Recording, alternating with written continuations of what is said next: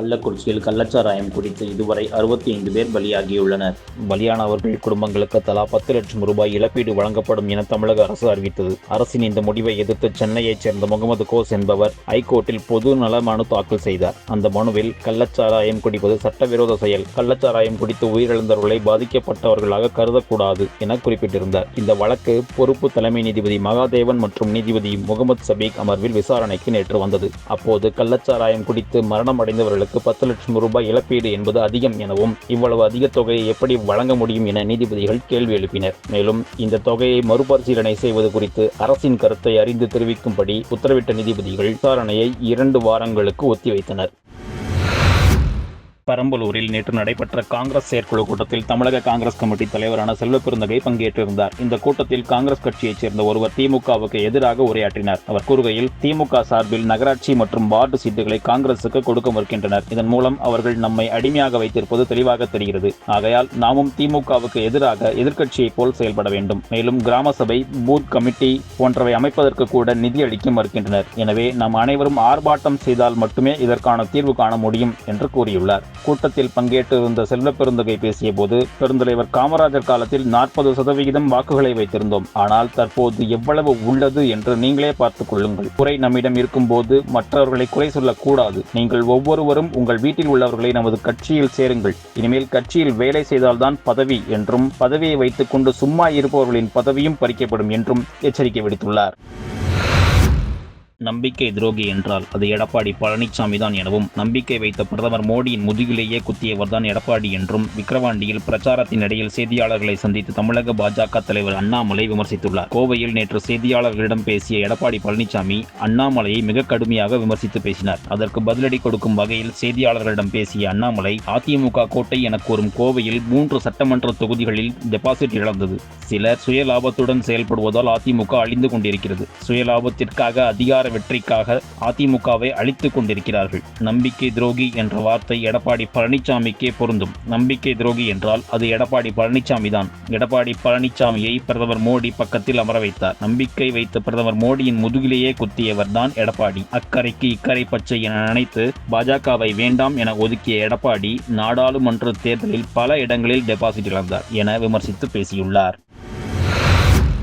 தேசிய மாணவர் படை குறித்து கல்லூரிகளில் விருப்ப பாடமாக சேர்த்துக்கொள்ள UGC அனுமதி அளித்துள்ளது. புதிய கல்விக் கொள்கையின்படி கல்லூரிகளில் படிக்கும் மாணவர்கள் தங்களின் இளநிலை பட்டப்படிப்பில் முதன்மை பாடங்கள் மட்டுமின்றி பாடத்தொகுப்பு சாராத பிற பாடங்களையும் விருப்ப பாடமாக எடுக்க வேண்டும். இதற்கு கிரெடிட் என்ற கூடுதல் மதிப்பெண் வழங்கப்படும். இந்த மதிப்பெண் மாணவர்களின் ஒருங்கிணைந்த மதிப்பெண் பட்டியல், கிரேடு மற்றும் தரவரிசையில் கணக்கில் எடுக்கப்படும். இந்த வகையில் NCC எனப்படும் தேசிய மாணவர் படை குறித்து கல்லூரி மாணவர்கள் விருப்ப பாடமாக எடுத்துக் கொள்ளலாம் என பல்கலைக்கழக மானியக் குழு ஒப்புதல் அளித்துள்ளது. கல்லூரிகளில் தேசிய மாணவர் படையில் அங்கம் வகிக்கும் மாணவர்கள் மட்டும் இந்த விருப்ப பாடத்தை தேர்வு செய்யலாம். பிரதான மதிப்பெண் பட்டியல் விருப்ப பாட கிரெடிட் மதிப்பெண்ணையும் சேர்க்கலாம் என UGC தெரிவித்துள்ளது.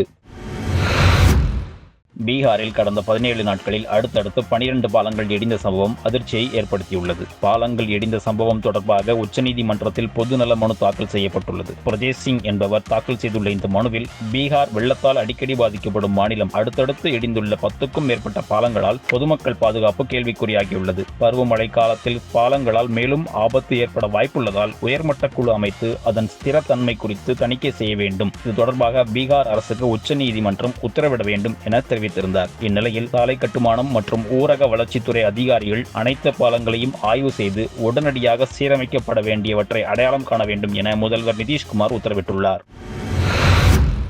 நீட் தேர்வு முடிவுகளை ரத்து செய்ய முடியாது என உச்சநீதிமன்றத்தில் மத்திய அரசு பிரமாண பத்திரம் தாக்கல் செய்துள்ளது. தேர்வு முடிவுகள் ரத்து செய்யப்பட்டால் லட்சக்கணக்கான மாணவர்கள் பாதிக்கப்படுவார்கள் எனவும், நீட் தேர்வில் பெரிய அளவிலான முறைகேடுகள் நடந்ததற்கான எந்த ஆதாரமும் இல்லை எனவும், தேர்வு முறைகளில் சீர்திருத்தங்களை கொண்டுவர உயர்மட்ட நிபுணர் குழுவை அமைக்கப்பட்டுள்ளது என்றும் மத்திய அரசு தெரிவித்துள்ளது. நீட் வினாத்தாள் கசிவு தொடர்பான வழக்கு வரும் ஜூலை 8ஆம் தேதி உச்சநீதிமன்ற தலைமை நீதிபதி சந்திரசூட் அமர்வின் முன்பு மீண்டும் விசாரணைக்கு வருகிறது.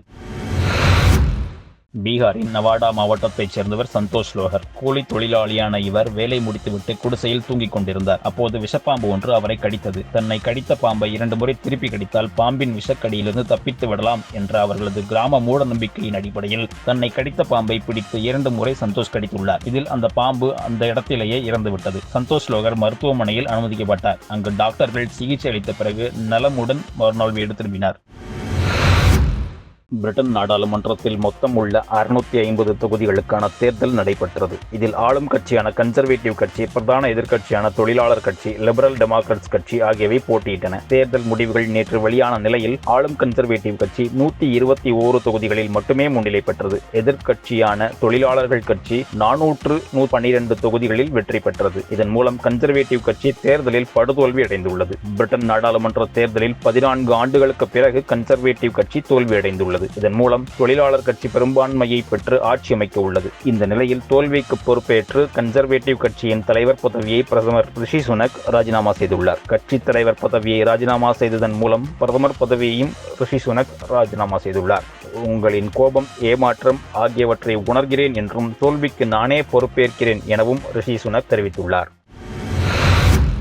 தங்கள் அமைப்பின் முக்கிய தலைவர் கொல்லப்பட்டதற்கு பதிலடி கொடுக்கும் வகையில் இஸ்ரேல் மீது ஹிஸ்புல்லா பயங்கரவாத அமைப்பு 200க்கும் மேற்பட்ட ராக்கெட்டுகளை ஏவி தாக்குதல் நடத்தியுள்ளது. இந்த தாக்குதலில் இஸ்ரேல் ராணுவ வீரர்கள் உட்பட 15க்கும் மேற்பட்டோர் உயிரிழந்ததாக கூறப்படுகிறது. ஹிஸ்புல்லா தாக்குதலுக்கு இஸ்ரேல் வீரர்கள் பதிலடி கொடுத்து வருவதால் லெபனான் இஸ்ரேல் எல்லைப் பகுதியில் போர் பதற்றம் அதிகரித்துள்ளது.